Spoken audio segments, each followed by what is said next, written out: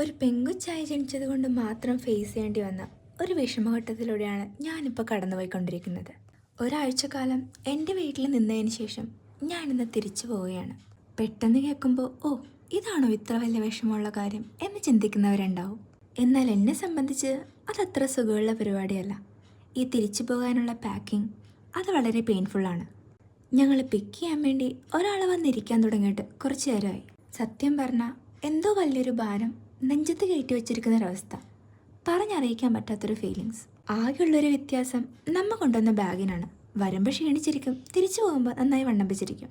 ഓരോ തവണ വീട്ടിൽ വന്ന് നിന്ന് യാത്ര പറഞ്ഞു പോകുമ്പോഴും എന്തെന്നില്ലാത്തൊരു വിഷമം അത് മനസ്സിനെ വല്ലാണ്ട് അലട്ടും.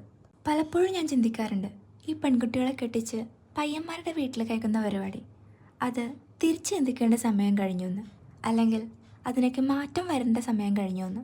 ഈ യാത്ര പറയൽ കണ്ടപ്പോൾ എൻ്റെ കെട്ടിയോണെന്ന് തമാശക്ക് കളിയാക്കി. പക്ഷേ അവർക്കറിയില്ലല്ലോ എത്ര വലിയ പെയിൻഫുൾ സിറ്റുവേഷനിലൂടെയാണ് നമ്മൾ കടന്നുപോയിക്കൊണ്ടിരിക്കുന്നതെന്ന്. ഒരു പക്ഷേ എല്ലാവരും എന്നെപ്പോലെ ചിന്തിക്കണമെന്നില്ല, പക്ഷേ ഒരുപാട് പേര് എന്നെപ്പോലെ ചിന്തിക്കുന്നവരും ഉണ്ടാവും. അപ്പച്ചനോടും അമ്മച്ചോടും യാത്ര പറഞ്ഞ് ഞങ്ങൾ വീട്ടിൽ നിന്നിറങ്ങി. മനസ്സാകെ വല്ലാതെ അസ്വസ്ഥമായിരുന്നു. ഒരുമാതിരി ആളൊഴിഞ്ഞ പൂരപ്പറമ്പ് കണക്ക്.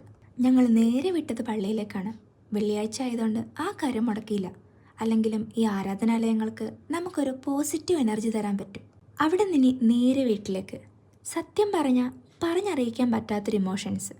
ഇനി വീട്ടിലെത്തിയാലും 2 ദിവസത്തേക്ക് കംപ്ലീറ്റ് ഇതിൻ്റെ ഹാങ് ഓവർ ആയിരിക്കും. അത് കഴിഞ്ഞാൽ പിന്നെ ബാക്ക് ടു നോർമൽ. ചില കസ്റ്റംസൊക്കെ മാറ്റേണ്ട സമയം അതിക്രമിച്ചു കഴിഞ്ഞിരിക്കുന്നു. എന്നെങ്കിലും മാറ്റം വരുമായിരിക്കും, അല്ലേ?